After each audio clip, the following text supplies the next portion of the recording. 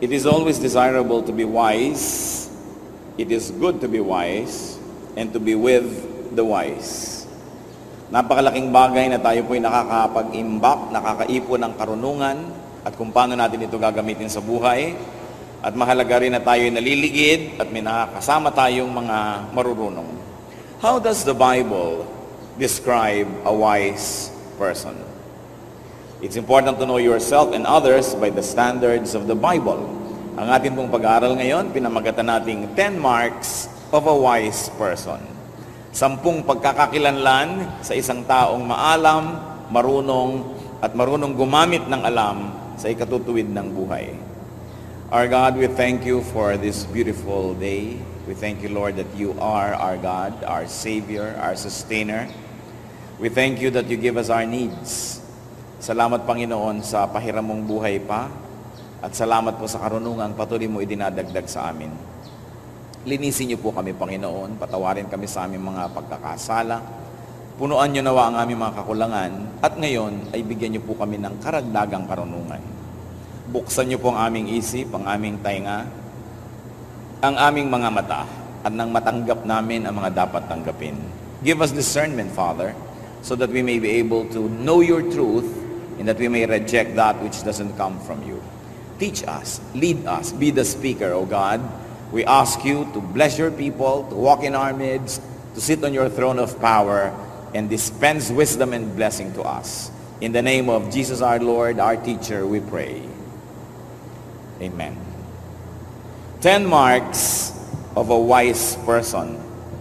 Nakukuhanin po natin lahat sa Proverbs sapagkat kung merong collection ng wisdom sa Bible, isa na dyan na pinakamarami at pinakamayaman yung book of Proverbs o kaya ay mga kawikaan. Proverbs 29:11, a wise man keeps himself under control. Isa na yan na pagkakakilanlan ng taong marunong, ang kanyang sarili ay nasa ilalim ng kanyang kontrol. Napipigil ang sarili at hindi ang sarili ang namamayani lagi. So one mark is controlling oneself, especially one's emotion. Ang marunong na tao, kinokontrol ang kanyang damdamin, ang pagpapahayag niya sa kanyang damdamin at ang lahat ng ginagawa niya. Si Solomon na mismo ang may sabi, a man of wisdom will avoid all extremes. Pag marunong ka, hindi ka lumalabis, hindi ka sobrang malamig, hindi ka sobrang mainit, walang mga extremes and saka extreme behavior. Man's foolishness necessitated the law. Kasi kung ang tao lang ay nagkokontrol sa sarili, hindi niya kailangang makatanggap ng batas mula sa Diyos. Ang mga batas ay isa-isang ibinigay at naging very elaborate, no, ang mga tao ay hindi na makontrol ang sarili nila at kinailangan pa ng panglabas na kapangyarihan para ang batas ay pairalin. Kaya ang Lady Justice, yung sagisag ng Lady Justice ay isang babaeng may hawak na timbangan, may piring ang mata at sa kabilang kamay ay may hawak na isang tabak. Lady Justice holds a scale there at pag mayroon siyang scales and then she holds a sword because if you are weighed and found wanting, you will have to be cut up. Kailangan kang tagain sapagkat yung takot mo na lang na mataga ka at yung takot mong makulong, yan ang kumokontrol sa tao pag siya'y wala ng kontrol sa sarili. Maging sa mga bahay na maraming policies, sa mga kumpanya na maraming policies, because people don't control themselves. Bakit mayroong boundary clock na kinamumuhian ng empleyado? Kasi hindi naman nila kokontrolin ang sarili nila na pumasok sa oras kung wala nun. Bakit mayroong deduction ka pag absent? Kasi pag walang ganung punishment, dadami ang absence. Pagka maraming patakaran at batas, ibig sabihin lang, ang tao'y hindi nagkukusa na kontrolin ang sarili. Sa pagkokontrol po sa sarili, hindi natin ibig sabihin yung sobrang control, not the repressive control that can lead to schizophrenia. Sapagkat yung sobrang control naman, na bigong-bigo ang sarili mong ipahayag ang katotohanan at yung mga nais mong gawin, ang nangyayari, ang mga tao ay nagkakaroon ng mga kabaliwan, nagkakaroon ng double personality. Ang hindi nila maipahayag sa tunay at normal nilang buhay, kailangan silang magkasakit, kailangan silang magkaroon ng abnormal situation para mapagbigyan na ipahayag yung hindi maipahayag. Kaya po sa mga pamilyang sobrang higpit ang mga magulang o ang mga matatanda, Sa mga bayan o baryo o lipunan na masyadong maraming bawal, masyadong conservative, masyadong maraming control, diyan maraming nababaliw, diyan maraming sinasabi nilang napoposes, diyan maraming sinasabi nilang nakukulam, at kung ano-ano pa. Hindi po kulam yun at hindi possession. Pag sobrang ang tao'y sinisikil, yung hindi niya maipahayag, ipapahayag ng kanyang katawan sa ibang paraan. Kaya kung minsan nagsasalita na iba ang boses, tumitirik-tirik ang mata, bumubula-bula ang bibig, akala natin agad demonic possession.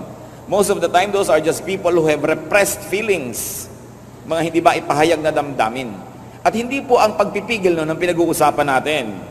What do we mean? Control that is enough to keep social order and to keep one's dignity. Pero hindi naman sobrang control na meron ka ng gustong kainin, hindi mo kinakain, meron kang gustong sabihin na hindi naman magkakaroon ng isang napakalaking social disorder pag sinabi mo, o kaya ay social calamity. Hindi po yan ang pinag-uusapan. Pero yung hindi ka na nakakakibo, hindi ka nakakapagbigay ng opinyon, hindi ka na natatanong kahit kailan, sunod ka na lang ng sunod, yan po yung mga nagiging dahilan at nakakapagbigay ng mga uri ng mga psychological illnesses. Kaya sa mga very conservative towns, yan yung marami, ay nakulam si ganon, nahipa ng masamang hangin, etc., etc. Repressed lang yon. Baka mga babaeng gusto magpaligaw, ay paligawan ng magulang at mga kuya, nabaliw tuloy.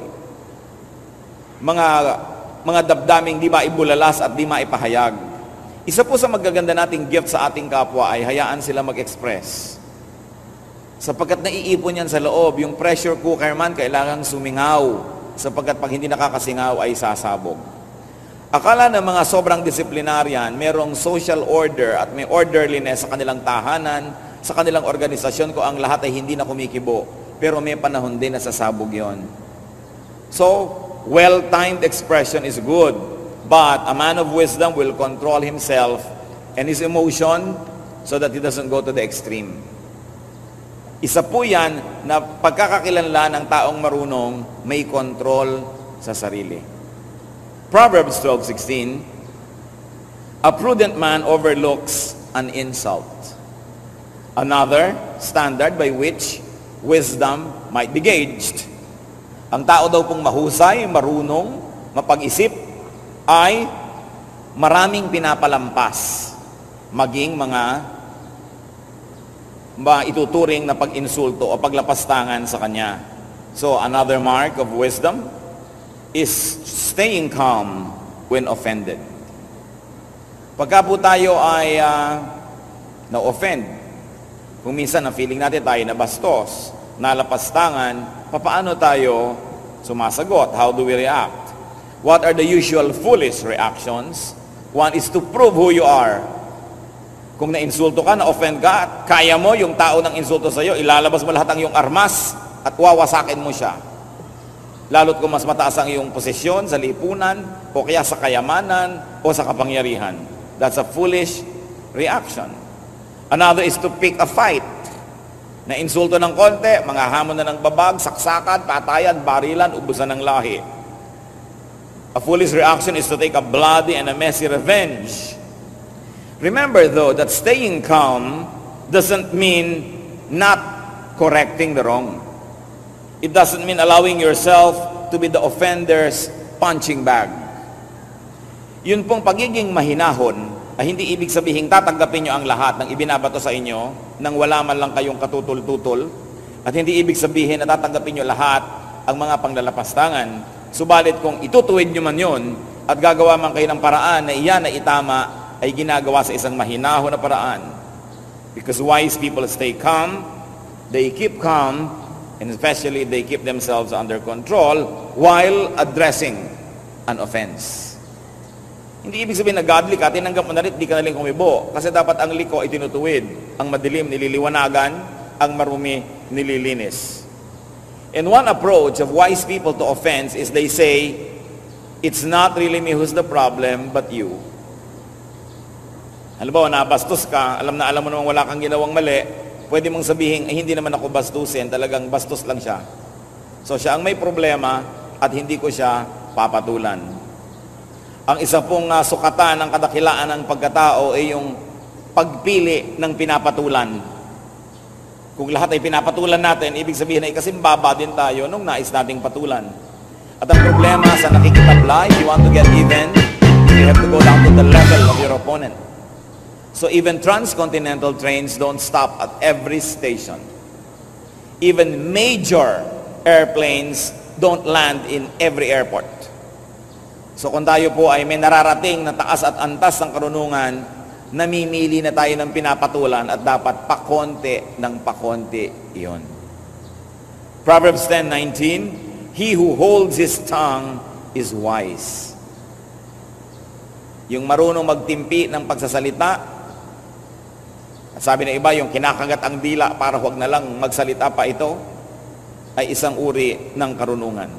So restraining one's lips is a measure and a sign of wisdom. Still, this is under the self-control department, you will notice. Speaking too soon, saying too much can tie you down. Marami pong tao ang nalalagay sa alanganin, nakokompromiso, napapasubo dahil nagsalita agad o kaya maraming sinabi. Remember this, the unspoken word is still your slave. But every spoken word can already become your master. Naranasan nyo na ba yan? Na may magsasabi sa inyo, you promised me, sinabi mo, di ba sabi mo ganito? Di ba ang turo mo ganito? Pag may sinabi ka na, maaari na ngayong isumbat sa'yo, maaari na ngayong gamitin para kapilitin na kumilo sa isang uri ng direksyon. You will be compelled to behave a certain way because of the words you've already said. Wrong words can put you in trouble. Wrong words can hurt and offend others. Wrong words can misrepresent you. And remember, unbeautiful words, yung pinsan ng ugly, yung unbeautiful, unbeautiful words can trivialize and debase you. Kung minsan may kaganda-gandang babae, talaga namang napakaganda, pwede mo ilagay sa eskaparate o sa dambana. Naku, nung nagsalita na, 5 words pa lang gumuhuna ang lahat-lahat ng kanyang bantayog. Ganon din naman kung minsan yung lalaki may mga itsura. Kaya mahalaga pa, huwag lagi nagsasalita. Yung mga nananahimik, kung minsan napagkakamalang marunong, kaysa lagi kang salita ng inisiwalat mo na pala ang kasalatan ng iyong isip. Speech can give away your emotion, your sentiment, and even your IQ level. So it is better not to always be speaking. Because even a fool is thought to be wise if he employs well-timed silence. It's very important that we think before we speak. Sabi nga nila, speech is silver, silence is gold. If you have no golden nuggets to say anyway. Ang pagpipigil ng bibig ay isang senyales na ang tao ay marunong. Ang mga mangmang napakabilis magbuka ng bibig. Hindi mo pa tinatanong, sumasagot na. Pinipigil mo na, ayaw pang tumigil magsalita. Laging isinisiwalat at ibinibilad ang laman ng kanilang isip na karamihay wala namang kwenta. Kaya mahalaga po, nag-iisip talaga. Maging sa mga mag-asawa lalo na, yung mga binibitawang mga salitang masasakit, mga sumbatan, matagal na lumipas ang panahon, hindi pa yan nalilimot ng marami. At sabi nga, kung tayo po ay mag-aaral at babalikan natin yung ating kahapon, karamihan ng mga sugat na malalalim at hanggang ngayon meron pang kirot, mga sugat na hiniwa ng matatalim na dila. Most of the heartaches that we carry all our lives were caused by unkind speech. So let us not cause that kind of wounds in other people's hearts. Proverbs 12:18, the tongue of the wise brings healing. Another measure, wisdom is known by promoting goodwill through speech. Ang salita po napaka makapangyarihan. Kahanga-hanga, kamangha-mangha. Kung meron po kayo isang nakikitang tao na kasimangot at malayo, hindi nyo kayang makarinig ng tunog ng sasabihin ng kanyang bibig o ng kanyang kausap, na nakasimangot siya at biglang napangiti, may kausap, hindi nyo alam kung anong sinabi, but you know the magic and the power of the words spoken by the other person. Meron naman taong nakangiti, tinitingnan nyo yung muka. Halimbawa, tinitingnan nyo sa binoculars. Tapos biglang nanimangot at nawala sa mood. Alam nyo, may sinabi yung kausap niya na biglang nagpalit ng kanyang buong espiritu. The power of the spoken word. Words can make or break. Words can make you happy or sad. Words can uplift or downgrade people. Words can actually promote peace or prolong and actually escalate a war. So mahalaga yan na tayo po ay good custodians of the gift of speech. And whenever there's a wounded person, make sure that when you speak, your words become balm. They become like honey. They become like herbs, medicine that soothe the wound. Hindi yung may sugat na ang tao pag nagsalita pa tayo para ng asin na ikinaskas natin sa kanyang sugat ang ating salita na dinagdagan pa ng sili at mga durug-durug na blade. And that can happen when people talk. Masama na nga ang loob ng isa nung kinausap ko talagang nagpakamatay na. Nagkakagalit na nga yung dalawang tao nung nakialam ka't sumali, nagbarila na talaga sila. Hindi ito ang tamang paggamit ng pananalita. Words can hurt or soothe, can comfort or disturb, can damage or heal. And wise people employ words to heal persons, to heal relationships, to heal situations. Napakasamang sumpa ang isang taong matabil na walang nagiging bunga ang katabilan kundi mag-away-away ang mga nasa paligid niya. Isang napakalaking sumpa ang isang tao na pag sumali sa inyong buhay, napapagulo ang buhay nyo, napapaaway kayo, lumalala ang mga hidwaan dahil siya'y mapanggulo. So titiyakin po natin, una, hindi tayo yon, at pangalawa, iniiwasan natin ang ganong mga tao. Pansinin ninyo mga kapatid, may mga tao na pagka dumating sa inyong mundo, kumbagay kayo parang isang tahimik, no? Na tubig ay pagka siya ay sumali para kayong kinaukaw at nahalukay na ang lahat ng putik sa ilalim at gumulo at naging burak ang inyong magandang pond. Sometimes you seem like a pond without blemish on its face, and then a troublesome person and a troublemaker suddenly throws a stone into the middle of your pond which sends concentric circles to your farthest shores. And sometimes it's not even those concentric circles, kundi nagkagulo-gulo ang buhay nyo. Iwasan nyo ang ganong mga tao. Yung tao na pagka kinausap kayo, mamaya pag alis niya, galit na kayo sa kagalit niya. Inis na kayo sa taong, hindi naman kayo kanina inis. Dapat naisip yung, teka, nai-influensya niya ako. So we should promote goodwill through speech. Gawin po natin yung misyon. Araw-araw sasabihin natin, Lord, binigyan niyo po ako ng dila, binigyan niyo ako ng speaking mechanism, lahat ng mga alam ko at hindi alam tungkol sa aking pagsasalita, pati yung lungs, pati yung hangin, kasali dyan, sa paggawa ng mga salita. Isinusuko ko po ang aking bibig at ang buong capacity to speak before your holy presence. Use it as an instrument of peace and not of war. Use it to heal people. Ito po ay isa sa mga pinakamakapangyarihan na sandata na hawak ng tao, ang kanyang dila. At mahalaga araw-araw isinusuko natin sa Diyos at yung kalooban niya ang nasusunod. Sino po ba ang makapangyarihang tao? Abay, halos lahat ng tao, lalo yung nakakapagsalita, ay makapangyarihan. At kahit hindi yung nakakapagsalita physically, yung nakakapagsulat, yung nakakapagsenyas, nakakapag-communicate pa rin, kapangyarihan pa rin yun. Pero yung instant power, alam na alam niya ng merong power of speech. So, that power must never be surrendered to the devil, but instead to the power of the Lord.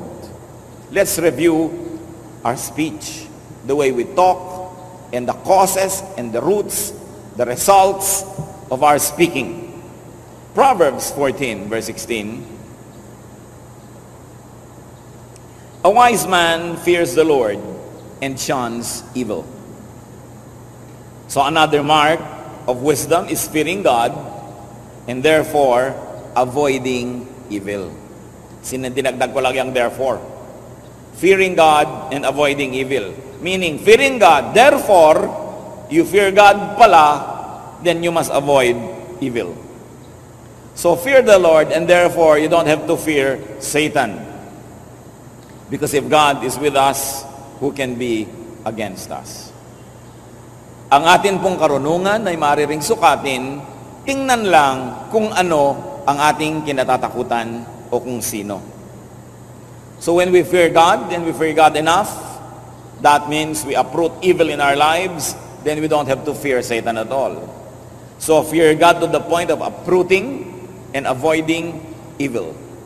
May mga nagsasabi, natatakot ako sa Diyos, meron akong banal na takot sa Diyos, pero hindi naman afraid enough to uproot evil in their lives. Dapat sapat yung takot natin sa Diyos sa kumilos tayo upang bunutin, wasakin at wakasan ang mga maruruming bagay sa ating buhay. Proverbs 13:1. A wise son heeds his father's instruction.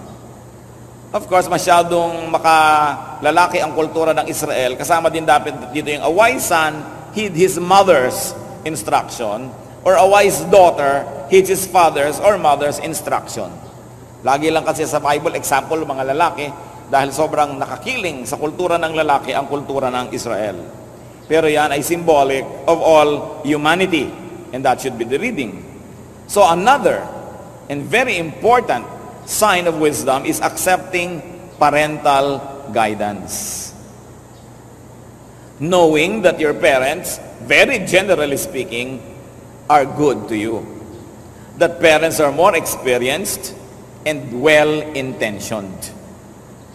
So parents man o superior man or senior, dapat tayong nakikinig. Pag tayo po'y sumusunod sa nakakataas sa atin at mali pala ang nangyari, hindi tayo masisisi dahil sumunod naman tayo.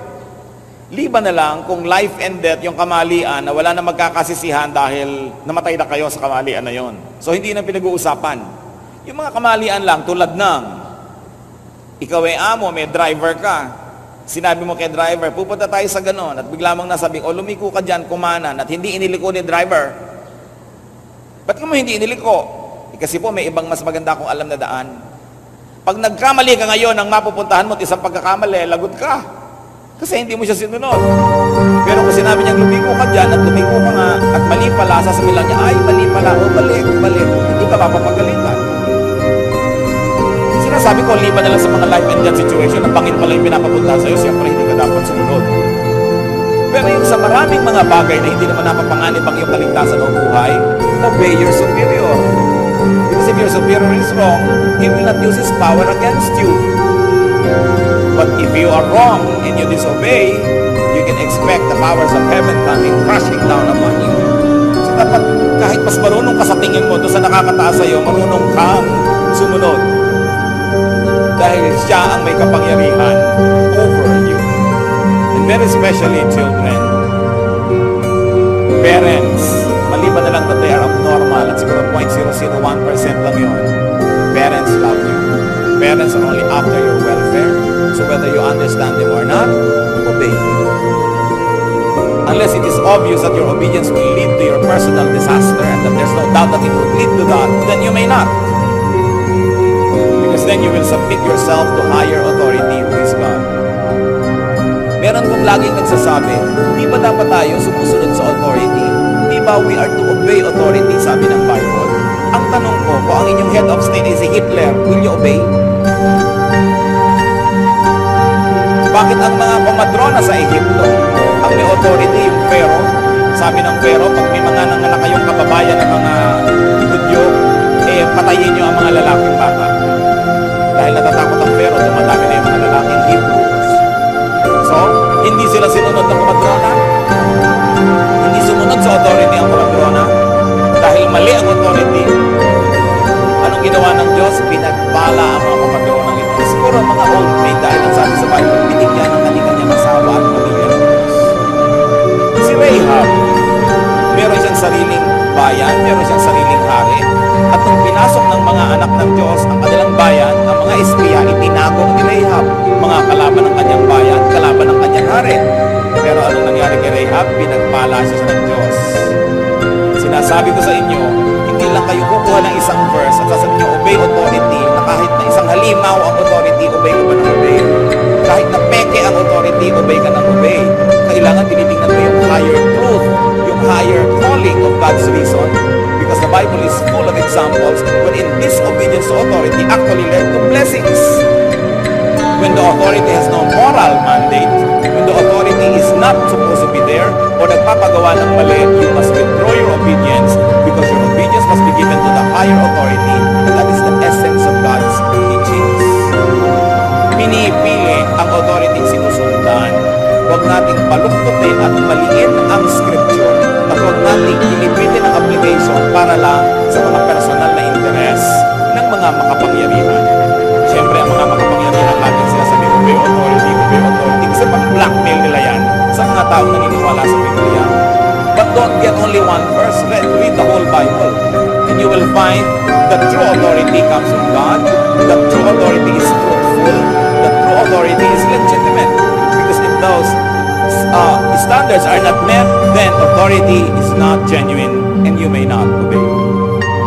Mahalaga yun na nakikita natin because authority has been misused by so many parties, so many people in the whole history of mankind. E paano kang head of state ni si Idi Amin? Pinakain ka na niya, obey authority? Pinipili yan. Tinitingnan mo kung merong moral compass at kung merong moral foundation of authority. Because if it is immoral, you should not in fact obey. Because our authority, who is the real one, is God Himself. And anybody that does not represent the economy of God, the honesty, the truthfulness, and the integrity of God must not be obeyed. So huwag nating payagan na ang relihiyon ay ginagamit na isang political tool para kontrolin ang isang bayan, ang isang lipunan, ang isang uri ng tao, isang lahi. At nagtatago ang mga taong yan sa likod ng Diyos, sa likod ng Biblia, para bigyan ng deodorant ang isang stinking regime or monarch, king or queen. Kaya nag-iisip-isip ang mga anak ng Diyos. Hindi basta-basta kumukuha na isang verse tapos alipin ka na ng verse na yon, against all reason sumusunod ka. But, going back to the authority of parents, as I said, unless they're abnormal or they have mental illness, parents love their children, and it is always in the best interest of their children that they make policies or even rules. So children, unless there is a naked, very naked error in what your parents tell you, obey. It is the wise thing to do. Proverbs 12:15, a wise man listens to advice. Kamag-anak na naman ang pinag-usapan natin kanina. So another measure of wisdom is accepting counsel. Meaning this time not only from our parents, but from any wise person. Binigyan tayo ng dalawang tainga at isang bibig, so we will listen twice as much as we talk. Ang problema sa mga tao, sometimes we talk twice as much as we listen, or we never listen at all. Nakakita na ba kayo ng nag-aaway na tao, lalo yung mag-asawang nag-aaway, na parehong nagsisigaw, parehong nagsasalita, walang nakikinig? So ang ending yan, balibagan ng aparador, hagisan ng plancha, ng electric fan, kung anong mahawakan, kotse, ihabalibag sa asawa, kasi walang nakikinig. Mahalaga, we accept counsel. But remember this, listening to counsel doesn't mean obeying all the time. Hindi ko man nakinig ka sa payo, obligado ka nang sumunod sa payo na yon. Ang mahalaga lang, give it a chance to be heard. Proverbs 1:5, the wise listen and add to their learning. Anong mawawala, kapatid, kung ikay mananahimik at makikinig? Una, kung may punto ang kausap mo, di nakuha mo. At kung talagang mali siya, lalo mong napatunayang mali siya dahil narinig ng tenga mo ang mga kamalian niya. So mahalaga yan na ang tao nakikinig. And accepting counsel is a twin brother of self-control and tongue control. Because you have to control yourself, especially your tongue, to be able to listen and accept counsel. Accepting counsel doesn't mean obeying it. You just accepted it so you can process it. Sa pag-uusap po, kung may isang nagsalita at may isang nakinig, pag uwi nila pareho, sa palagay nyo, sinong panalo? Siyempre yung nakinig. Kasi, Yung nagsalita, nabisto ang kanyang IQ level, nabisto nyo ang kanyang stand, yung kanyang sentiment, wala na siya ngayon maipagmalaki. At yung nagsalita, walang natutunan. Pero yung nanahimik at nakinig, dumami ang alam, dumami ang choices, at kung meron kayong digmaan, hindi mo pa rin naarok, hindi mo pa rin nasukat, hindi mo pa rin alam kung anong laman ng isip niya, huhula-hula ka ngayon, hindi mo siya ngayon kayang basta-basta na lamang paikutin dahil hindi mo alam kung anong iniisip niya. Kaya mga tao po na hindi marurunong, agad-agad na ipinaalam kung anong iniisip nila, alam na ng kalaban kung nasan ka. Kaya mabuti, hindi salita ng salita. Proverbs 10:14 gives us insight into another standard of wisdom, and that is, wise men store up knowledge. Collecting knowledge is an important aspect of wisdom. Wise people collect knowledge. Naalala ko po tuloy ang mga kababaihan sa Malolos. Noong 1888, maraming mga kababaihan sa Malolos, mga Bulacqueña, ang minabuti nilang mag-aral ng wikang Kastila. Bakit? Sapagkat sila yung mga mag-aasawa o yung iba yung nag-asawa na, at sila yung magkakaroon ng mga anak. At sabi nila, ayaw nilang maging mangmang ang kanilang mga anak. Kaya sila ay nagpetisyon. Hindi sila pinayagan ng kura paroko ng Malolos na mag-aral, magbukas ng akademya at mag-aral ng wikang Kastila. Bakit nila gusto mag-aral ng wikang Kastila? Sapagkat halos ang lahat ng libro na pumapasok sa Pilipinas ay nasa wikang Kastila. May mga libro sa wikang Tagalog, sa wikang Cebuano, Bicolano, pero puro libro ng dasal. Puro libro ng mga buhay ng mga poon, ng mga santo at santa, na walang itinuro sa mga tao, kundi sugatan ng sarili, magpakasakit, magtiis, at hintayin ang kabilang buhay para sa iyong mga gantimpala. Siyempre, gustong-gusto yun ang relihiyon, para ang tao ay tiis na lang ng tiis, dusa ng dusa, donate ng donate, at iniintay premyo sa kabilang buhay. It is a way to control people. So yung mga kababaihan sa Malolos, gusto nilang lumawak ang kanilang alam, labas at lampas sa pader ng kumbento at ng simbahan na walang itinuro sa kanila, kundi magtiis at magmano sa mga praile. So gusto nila mag-aral ng wikang Kastila. Siyempre, ipinagkait, hindi sila pinayagan. Ang Gobernador General, si Valeriano Weyler, ay dumalaw sa Malolos. Sinamantala ito ng mga kababaihan, sumulat sila sa Gobernador General, at sila ay nagkaroon ng audience with him, at sila po'y pinayagan. Nagbukas ang eskwelahan noong February 20, 1889. At itong school na ito ay naging simbolo ng pagkauhaw ng mga Pilipina sa karunungan. Nabalitaan ito ni Jose Rizal na noong panahon na yon ay nasa Europa. At sumulat siya sa mga kababaihan na ito. Sabi niya, ang kamangmangay kaalipinan, sapagkat kung ano ang isip ay gayon din ang tao. Ang taong walang sariling isip ay taong walang pagkatao. Ang bulag na tagasunod sa isip ng iba ay parang hayop na susunod-sunod sa tali. Kaya sabi niya, kinikilala ko kayo at pinagpupugayan ko ang inyong pagkauhaw sa karunungan. Sabi niya, marapat lang na ang kababaihan ng ating bansa ay maging marurunong, sapagkat ang ating susunod na saling lahi ay lumalaki sa kandungan ng mga ina. At ang mga inang mangmang ay walang palalakihin, kundi mga alipin lamang. Ang mga mangmang na mga magulang, walang ituturo kundi kamangmangan din. Sabi, wala kayong gagawin kundi ang next generation, magiging mga alipin lamang. Kaya mabuti ang naghahangad ng karunungan. And nobody is too old to learn new things. Akala natin, pagka nag-drop out ka na sa school, pwede ka nang huwag mag-aral. O kaya pag nag-graduate ka na ng bachelor's degree, pwede ka na hindi pa mag-aral at tapos ka na. No, we keep learning. Lalo ngayon, palit ng palit ang technology, mapag-iiwan ng kasobra ng panahon pagka hindi ka marunong. Kaya kailangan, kung ayaw mong maging alipin, maging marunong ka. At mga magulang, turuan nyo ang mga anak na pahalagahan ng karunungan. Turuan silang mga tuwiran, kahit sa inyo sila nangangatwiran, basta magalang ang pangangatwiran. Kesa huwag kang sasagot, tapos tungtuwa ka, ang anak ko hindi sumasagot. Tapos namatay ka na, ano yung anak mo ngayon, kahit na lang rapist, re-rape na siya, opo pa rin. O kaya parang awa nyo na po. Polite pa rin sa rapist. Dahil hindi mo malang tinuro ang tumutol. Yan ang kulang na kulang sa ating maraming kababayan. Sobra tayong sinanay ng relihiyon at ng mga matatanda na maging sunod-sunuran lamang. Para tayo mga hayop na hinihila lang sa tali at sumusunod naman. Kaya ang tunay na kalayaan ng Espiritu ay kalayaan ding magpahayag sa sarili. Subalit ano ang mga kasangkapan para ipahayag yan? Karunungan. We must value knowledge. Kaya lang, katulad ng pagbabasa. Biruin nyo, magbabasa kayo ng isang libro. Halimbawa, binasa nyo ng ilang oras o ilang araw. Ilang buwan o ilang taon na ginawa yun ng author na sobrang pinaghirapan, sinaliksik, inayos. Makikinabang kayo na i-istro ninyo ang utak ng mga marurunong. Napapakinabangan natin ng napakaraming pagpupuyat at pagpapagal ng mga nananaliksik sa konting pagbabasa. And this is what we have to develop as a society, as a nation, the habit of reading.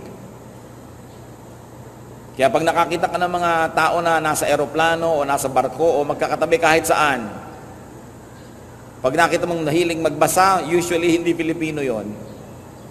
Dahil mga Pilipino, daldalan, kwentuhan ng kwentuhan. Ano yung Q-text mo? Anong brand yan? Mamaya, 3 oras na pinag-uusapan yung Q-text ng katabi. Q-text nga ng kumari ko, ganito kaya. Hanggang umuwi na lang sila, wala namang nadagdag sa kaalaman nila. Hindi naman masama magkwentuhan, mabuti yan. It's a very nice social activity. Pero lagyan nyo naman ng hangganan. Hindi walang katapusang kwentuhan, wala namang narating ang utak. Parang sumakay sa Ferris wheel, kahit 100 ikot, pagbaba mo, nandun ka pa rin, hilo ka pa. At marami po mga tao ganon, kahit makipag-usap kayo sa kanila ng 10 araw, pag uwi nyo, wala pa rin kayo napala. Sayang ang oras. Ugaliing magbasa. Makinig ng mga bagay na pakipakinabang at manood ng mga makabuluhang mga bagay. Dapat pinipili ang mga pinapanood sa TV. Siguro 85% ng mapapanood nyo sa Philippine television, nakaka-brain damage lang kayo. Mabuti pag huwag na manood. Pero may mga matitino naman, piliin lamang. Pero yung mga pa-contest na A, pula, B, blue. Ano ang A? Ang sasagot pa ba? Blue. Meron pang green. Tapos pagtatawanan ngayon, tuwang-tuwa ang mga tao sa kanilang mga kamangmangan at mga kahibangan. Mga contest na walang kakwenta-kwenta, mga ililipat mo yung bola sa kabilang balde, takbo ka ng takbo, bola dito, bola doon, bola dito. Trabaho yun ng mga koneho. Mga lobong pinapaputok, mga tubig na pinapasabog, hindi yan para sa mga taong nag-iisip. Kaya napakalaki ng pananagutan ng multimedia sa kamangmangan ng bayan na ito. Dahil ating kinukonsinte ang kahibangan ng mga taong hindi marunong mag-isip. Sa halip na akayin ng marurunong ang mga mangmang, kinukonsinte at pinagsasamantalahan ng marurunong ang kamangmangan ng mga tao sapagkat yun ang napagkakaperahan nila. At siyempre ang relihiyon, tuwang-tuwa rin ang mga tao yung mangmang sapagkat sa kamangmangan nila nagiging mahusay at mga importante ang mga theologians. Ang mga theologians lamang at ang mga mangangaralang nakakabatid ng mga kaalaman tungkol sa Diyos. Kaya gustong-gusto ng mga yan, mangmang ang mga tao. At mas mahirap sila, mas mabuti. Dahil pag mahirap ang mga tao, mas mangmang at mas madaling akaying parang mga hayop na may tali. Kaya ayaw na ayaw ng relihiyon, ng population control, ng mga pag-aaral tungkol sa mga bagay na magpapayaman sa tao at magpapaunlad ng buhay, sapagkat ang isang bayang nakalugmok sa kamangmangan ay madaling alipinin. That's why we must also look at the oppressive works of religion even in our country. Na ayaw ng mga pag-uusap, ayaw ng mga marurunong na mga pagpapalitan ng kuro-kuro, at kung masusunod ang simbahan maging sa panahon na ito, maraming ipagbabawal na babasahin o papanonoorin, hindi binibigyan ng karapatan ng taong mag-isip at pumili kung ano ang kanyang iisipin. Gusto nilang lagyan ng piring ang mata ng buong bayan upang maakay nila bilang isang bulag at hindi sila maubusan ng mga alipin. Yan ang ginagawa ng maraming relihiyon. Tungkulin ng isang taong naghahanap sa Diyos ang maghanap ng liwanag at katotohanan, sapagkat ang Diyos ay liwanag at katotohanan, at ang katotohanan ay nagpapalaya. It is our highest objective that people are set free to become the fullest persons that God meant them to be, and not just to lead them on like blind people or like animals. It is important that we have an open mind, and it is your duty and privilege to continue to collect knowledge. Umiwas at mag-aksaya ng panahon sa mga walang kabuluhang mga usapan, mga walang kabuluhang mga palabas. mga pinag-uusapan na tao, chismis, buhay ng may buhay, na wala namang ikabubuti, nasusuong pa kayo sa gulo. Proverbs 11:30, he who wins soul is wise. Hindi evangelism to, ha? Hindi soul winning to. Wala pa noon ng Proverbs 11:30 times. But what does it mean to win soul? A soul is the center, the core of a person's being, so it means nothing but winning hearts and minds. Ang marunong na tao, sinisikap niya na kanyang makuha ang loob ng kanyang kapwa. Hindi lang para gamitin ang kapwang ito, sapagkat ito ang pinakamabuti, magkahulugan ng loob. Ang mga nilalang, magkapalagayang loob, at nang sa ganon, magkaisang loob para may magawang mabuti. When you speak, when you act, you either win friends or make enemies. You either endear or alienate yourself to others. And you either win admiration or contempt. You either open or close people's hearts to you. So review your soul winning. Kumusta po pagka kayo ba ay nakikisalamuha, nakikitungo sa mga tao? Ang ending ba nakakaaway nyo sila o nagiging kaibigan? Ang ending ba'y napalapit kayo sa kanya o lalong napalayo?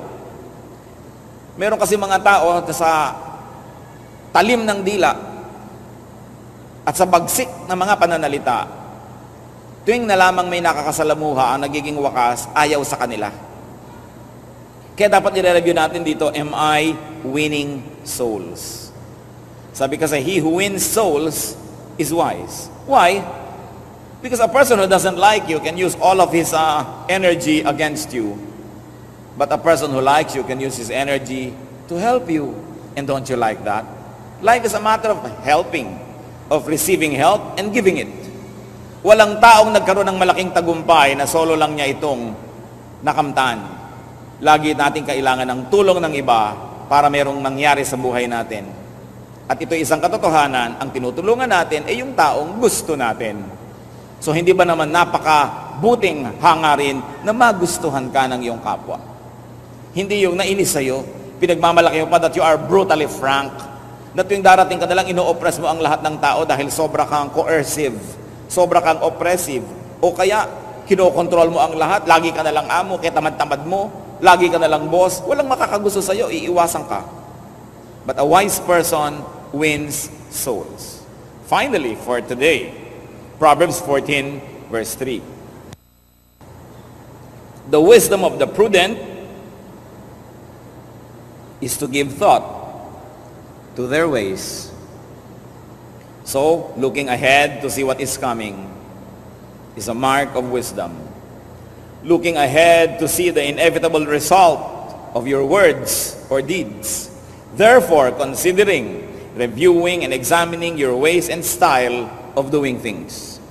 Ang taong marunong, tumitigil, binibitawan ang ginagawa, nagmumuni-muni, at nag-iisip-isip kung ang paraan ng kanyang pamumuhay ay mabisa, mabuti, at mabuti. Kung nakita na natin ang paraan natin ng pagsasalita, o paraan ng pakikitungo, paraan ng pagtatrabaho, paraan ng pamumuhay, ay walang pagtitigil ito. Dapat ba tayo magkatipili ng palitan ng ating wise person reflects and give thought to his ways. Iniisip niya, tama ba? Maganda ba ang pamamaraan? Epektibo ba ito? Tama ba ang pag-handle ko sa aking pag-handle? Tama ba ang pakikitungo ko sa aking asawa? Tama ba ang pakikitungo ko sa aking mga manugang, sa aking biyanan, sa aking kapitbahay? Kasi malalaman niyo naman kung tama o hindi. Pag hindi tama ang paraan natin, para kayong nagsuot ng sapatos na naglalakad, ramdam na ramdam mo yung may plato sa loob. At ganun ang buhay na hindi tama ang pamamaraan. Laging may sagabal, laging meron na lamang na sakit at dusa, laging may away, mga hinanakit ang problema, laging may tensyon at pakikitigma. So hindi yun ang tamang paraan ng pamumuhay. So kailangan palitan. Para tayong nagmamaneho, nakalimpo pa sa mali, at nag-isip-isip kang mali, therefore aatras ka, babalik ka dun sa pinagkamalian mo ng pagliko at simula ko ulit itama ang buhay. Minsan po, kung may gagawing mission sa Northern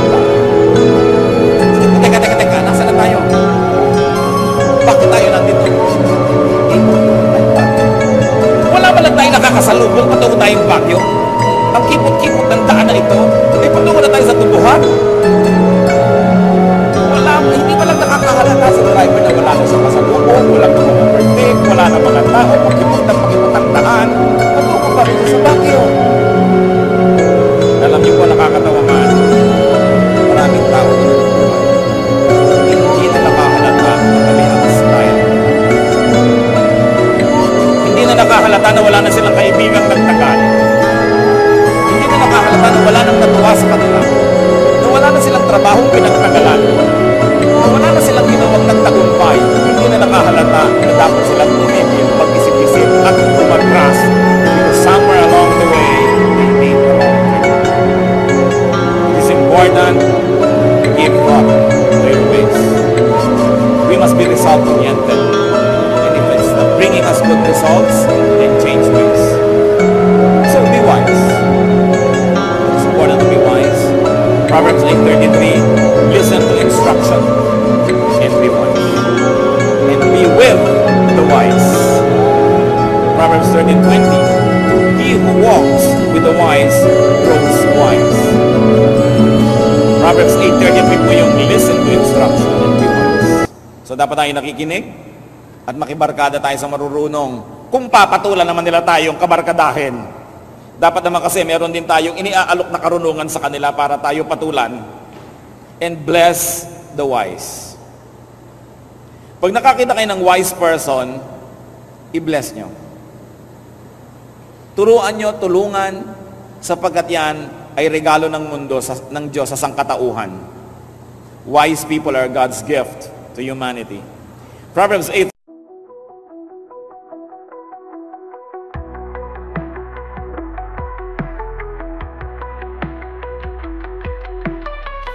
In the glow, city lights choking the night. Empty hands reaching out, nowhere to find. Broken dreams like shards beneath our feet. Echoes of whispers, no soul can meet. Eyes wide open, can't see through the haze. Neon signs flicker, stories of our days. Concrete jungle tangled in my mind, searching for reasons, but reasons blind. We dance with ghost shadows beneath neon, anchored to the past, future already gone. Can't escape the pull, dark thoughts intertwined. Melodies fade out in the silence we find.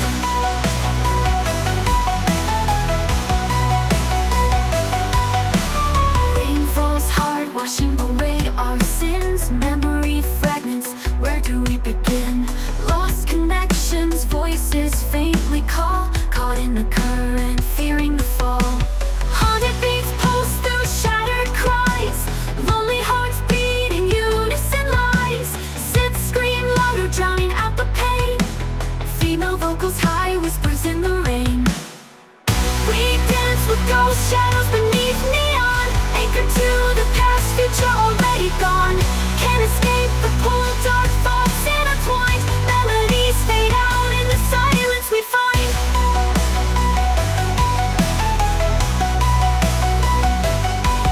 We dance with ghosts, but shadows can fade. Letting go of the past, a choice to be made. Break free from the pull, rewrite the design. Melodies rise up, a new strength we find. Rain falls hard, washing away our sin. Rain falls hard, washing away our sin. Rain falls hard, washing away our sin. Melodies rise up, and new strength we find. Rain falls hard, washing away our sin. Rain falls hard, washing away our sin. Rain falls hard, washing away our sin. Melodies rise up, a new strength we find. Right beat a rhythm, a steady refrain. Breaking the silence, washing away the rain. Hope ignites a spark, a fire in our eyes. Together we'll rise under brighter skies. We dance with ghost shadows beneath neon, anchored to the past, future already gone. Can't escape the pull, dark thoughts intertwined. Melodies fade out in the silence we find.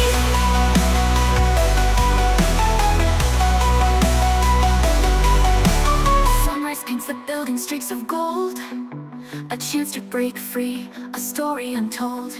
Maybe this heartache won't hold me so tight. Maybe a new day can set things right. Haunted beats pulse through the steady refrain.